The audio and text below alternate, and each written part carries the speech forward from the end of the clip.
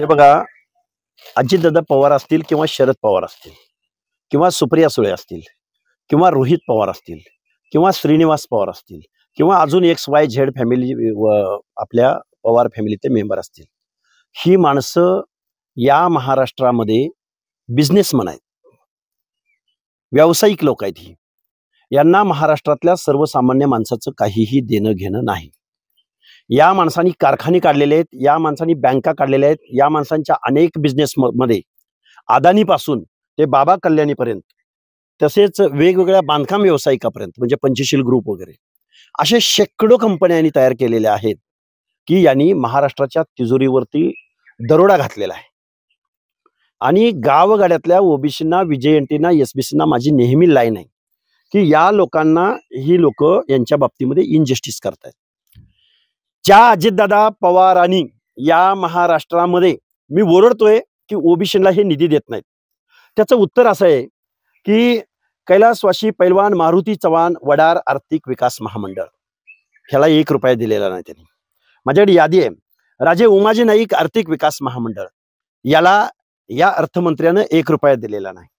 पुण्यश्लोक अहिल्यादेवी शेळी मेंढी महामंडळ, आदिवासी विकास महामंडळ, महाराष्ट्र राज्य गोपीनाथ मुंडे ऊसतोड कामगार कल्याण मंडळ, वसंतराव नाईक विमुक्त जाती जमाती महामंडळ, लोकशाहीर अण्णाभाऊ साठे आर्थिक विकास महामंडळ, संत सेना महाराज केशकल्पी महामंडळ, श्री संत काशीबा गुरव युवक आर्थिक विकास महामंडळ, महात्मा बसवेश्वर आर्थिक विकास महामंडळ, संत नरहरी सोनार महाराज आर्थिक विकास महामंडळ, जैन अल्पसंख्याक आर्थिक विकास महामंडळ, भगवान परशुराम आर्थिक विकास महामंडळ आणि मग 12 बलुतेदारांसाठी संत गाडगेबाबा आर्थिक विकास महामंडळ यासह या गावगाड्यामधल्या माळी साळी कोळी तेली हाटकर धनगर सनगर वंजारी लोणारी परीड गुरव गडशी नाभिक सुतार लोहार बेरड बेडर रामोशी या माणसांच्या बाबतीमध्ये हे कारखानदार, हे बिझनेसमन, हे साखर कारखाने बुडाखाली घेऊन बसलेले अजित पवार या माणसांनी किती लागतंय हो त्या भटक्या विमुक्ताच्या पाल जाण्यासाठी आणि त्याला एक घर मिळण्यासाठी किती पैसे लागतात. अमोल मिटकरीने माझ्यावरती पर्सनली अटॅक करणं हे या राष्ट्रवादीचं वैचारिक दिवाळखोरी आहे त्यांची. या सुनील तटकरेकडं माझ्या प्रश्नाची द्यायला उत्तर नाही. बीड जिल्ह्यामधल्या 848 महिलांची गर्भाशय काढले. आत्ताचा एक सर्वे रिपोर्ट जवळ येतो अलीकडच्या काळातला, असा मागचा काढला तर तो हजारोमध्ये आकडा जाईल. या गर्भाशय काढलेल्या मातृत्व हरपलेल्या महिलांना या महाराष्ट्राच्या शासनाच्या दरबारी न्याय आहे का? त्यांना 1 कोटी रुपयाचा तुम्ही निधी दिला पाहिजे, नाही तर तुमच्या कारखान्याचं धोराडं येऊ घातलेल्या हंगामात आम्ही पेटू देणार नाही. हा अजितदादा पवार, हे शरद पवार कशासाठी पाहिजे? तुमच्या फॅमिलीमध्ये एवढी सगळी पदं, एका घरामध्ये एवढी पदं आणि राजकारण अपूर्ण पडलं म्हणून की काय? रयत शिक्षण संस्थेचा बायलॉज बदलून रयत शिक्षण संस्थेचा, कर्मवीर अण्णाच्या शिक्षण संस्थेचा अध्यक्ष या महाराष्ट्राचा मुख्यमंत्री राहील असा बायलॉज असताना त्या बायलॉज मध्ये खाडाखोड करून रयत शिक्षण संस्थेचे अध्यक्ष शरदचंद्रजी पवार हयात असतील. हा बायलॉज कुणी बदलला? रयत शिक्षण संस्था या शरद पवारांनी स्वतःच्या ताब्यात घेतल्या. या रयत शिक्षण संस्थेवरती शरद पवार, रोहित पवार, अजितदादा पवार, परत त्यांच्या घरातल्या माता भगिनी कशासाठी लागतात रयत शिक्षण संस्थेवर? कारखाने तुमचे, बँका तुमच्याकडं, शिक्षण संस्था तुमच्याकडं आणि कर्मवीर अण्णांची गोरगरिबाच्या, शोषिताच्या, वंचिताच्या घरामध्ये ज्ञानाचा दिवा घेऊन जाणारी संस्था, ही संस्था सुद्धा या पवार फॅमिलीनी गिळंकृत केली. या महाराष्ट्र शासनाच्या तिजोरीवर दरोडा घालणारे हे अजित पवार का लागतंय सातत्यानं त्यांना अर्थमंत्रीपद? अमोल मिटकरी, तू माझ्या पर्सनल विषयावर बोललास म्हणजे या प्रश्नाची उत्तर मिळाली. ड्रायव्हरचा पगार मी दिलाय आणि जर तुम्हाला नाही दिला असं म्हणायचं असेल, अरे मी साधा चळवळीतला कार्यकर्ता आहे, माझ्याकडं बारामती ॲग्रो सारखं अकाउंट नाही ना, माझ्याकडे एखाद्या कारखान्याचा अकाउंट नाही ना, ते ड्रायव्हरला पगार दिलेला ते मला दाखवायला. माझ्या कार्यकर्त्यांनी कधी 5,000, कधी 10,000, कधी 20,000 त्या मुलाला दिलेत. चूक आमची एवढी झाली की त्याच्यावर त्याची सही घेतली नाही. तो ड्रायव्हर हा आमचा कार्यकर्ता आहे आणि प्रश्न आर्थिक आहे. एका क्षणात त्याचा पगार आम्ही द्यायला लावू, पण हे सरकार, हा अमोल मिटकरी गर्दुल्ल्या, अजितदादा पवार आमचे 10,000, 20,000 कोटी आमच्या लोकसंख्येच्या प्रमाणामध्ये आमच्या ओबीसीला विजयंतीला देणार आहेत का? माझ्यावर पर्सनल अटॅक करून तुम्हाला काहीही मिळणार नाही. हा लक्ष्मण हाके बोलायचं थांबणार नाही. लक्ष्मण हाके बोगस प्रमाणपत्र सादर करून आयोगामध्ये सामील झाले असे आरोप. हे बघा, मी राज्य मागासवर्ग आयोगावर झालो ते गव्हर्नमेंट रिझोल्युशनद्वारे झालो, GR द्वारे झालो. ज्या मंत्रिमंडळानं माझ्या नावावरती शिक्कामोर्तब केलं त्या मंत्रिमंडळामध्ये या अमोल मिटकरी या गर्दुल्ल्याचे नेते अजितदादा पवार उपमुख्यमंत्री होते. ज्या आयोगावर माझी निवड झाली ती गव्हर्नरच्या फायनल सायनिंग अथॉरिटीने झाली. मग गव्हर्नरपेक्षा, महाराष्ट्राच्या मंत्रिमंडळापेक्षा अमोल मिटकरी मोठा झाला का? आणि माझी कुठली कागदपत्र फर्जी आहेत, खोटी आहेत, त्यानं प्रूव्ह करून दाखवावं. लक्ष्मण हाके राजकारणातनं संन्यास घेईल, समाजकारणातनं संन्यास घेईल, प्रश्न विचारायचे बंद करेल. मी पोस्ट ग्रॅज्युएशनची डिग्री घेतली फर्ग्युसन महाविद्यालय पुणे विद्यापीठातून. मला PG ला पोस्ट ग्रॅज्युएशनला 70% 71-72% मार्क्स आहेत. कधीही बघावं, कधीही पुणे विद्यापीठामध्ये त्यांनी अर्ज करावा. मला जर MA ला ह्याच्यापेक्षा कमी मार्क्स पडले असतील, ते जर माझं सर्टिफिकेट डुप्लिकेट असेल तर जे या व्यवस्थेत जी शिक्षा आहे ती भोगायला मी तयार आहे. हाके साहेब, ह्या सगळ्या ज्या घडामोडी घडतायत याच्यामध्ये आरक्षणाचा मुद्दा थोडा बाजूला कुठे जाता असं वाटतं? हे बघा, गेल्या कित्येक दिवसापासून या महाराष्ट्रामध्ये वाघ्याच्या प्रकरणावरून असेल, वाघ्या या श्वाना संदर्भात महाराष्ट्रामध्ये खूप मोठा एक माहोल तयार झाला.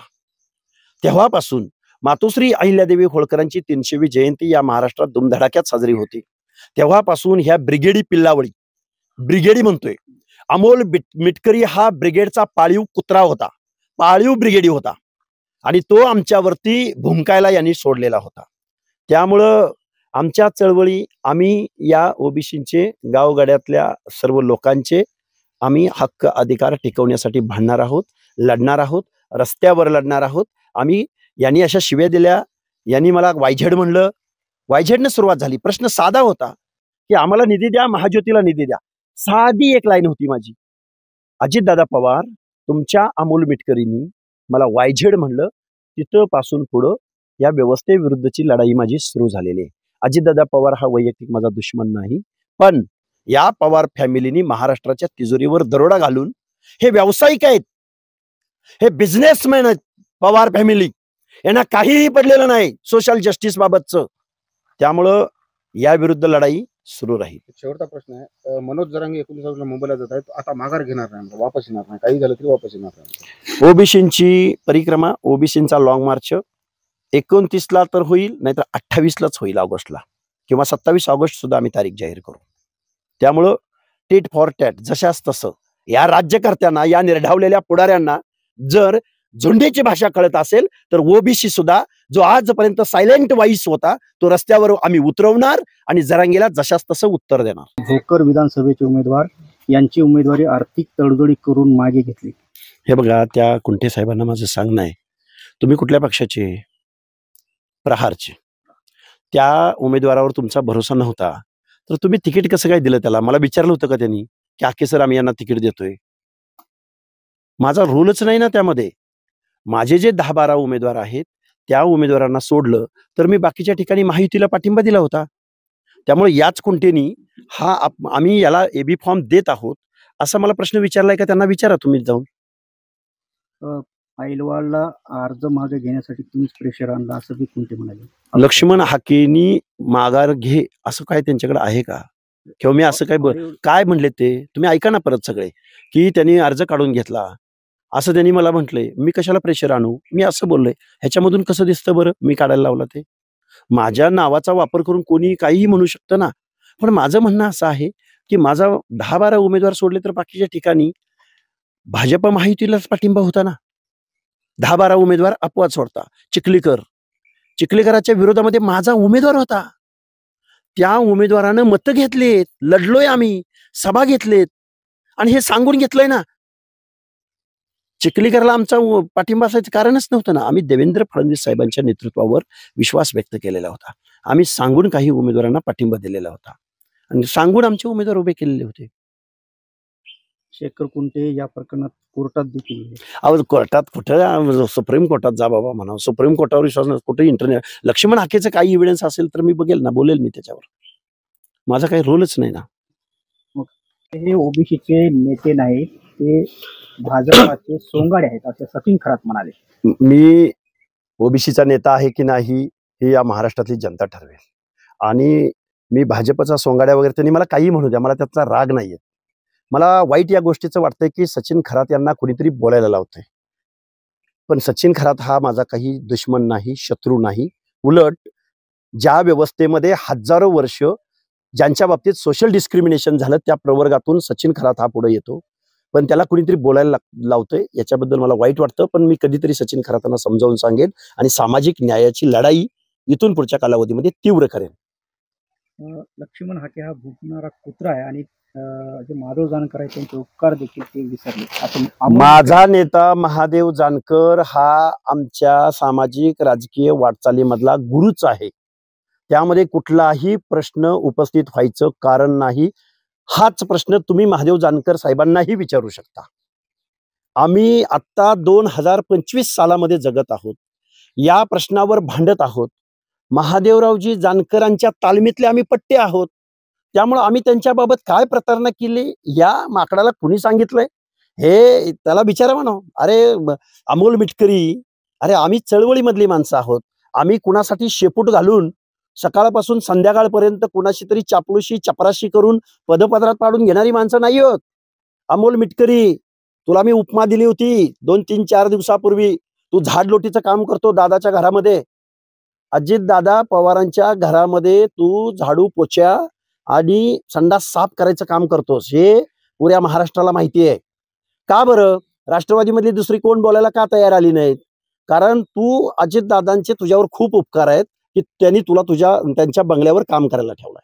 सोसायटीमधल्या काही लोकांना तुम्ही धमक्या देत आहेत असं त्यांनी आरोप केलाय. तुमचे केस नकली केस काढून. अहो माझ्या बघा, ह्या अमोल मिटकरीला माझं सांगणं आहे, माझ्या पर्सनल गोष्टीवर बोलून जर हे प्रश्न डायव्हर्ट होणार आहेत का राजा?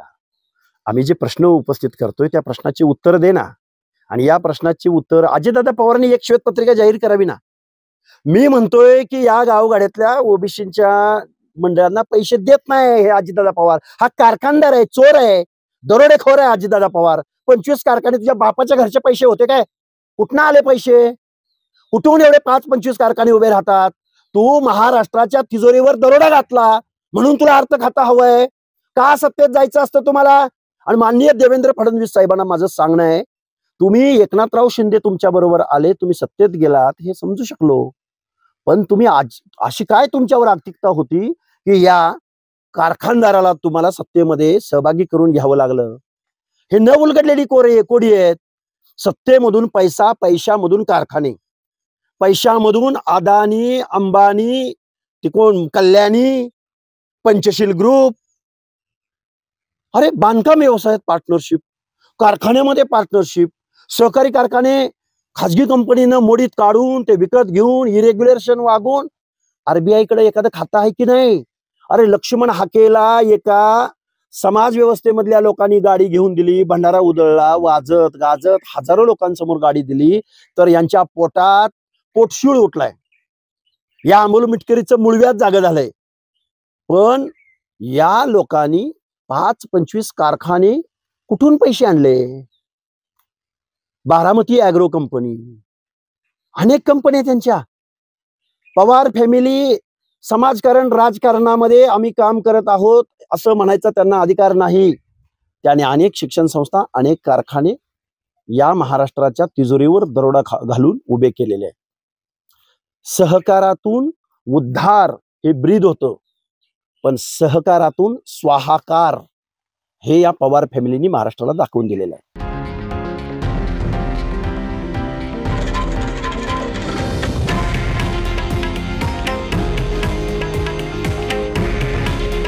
हे आहे देशातील नंबर 1 न्यूज नेटवर्क आणि आपण पाहत आहात TV9 मराठी. काळजी तुमची, हित महाराष्ट्राचं.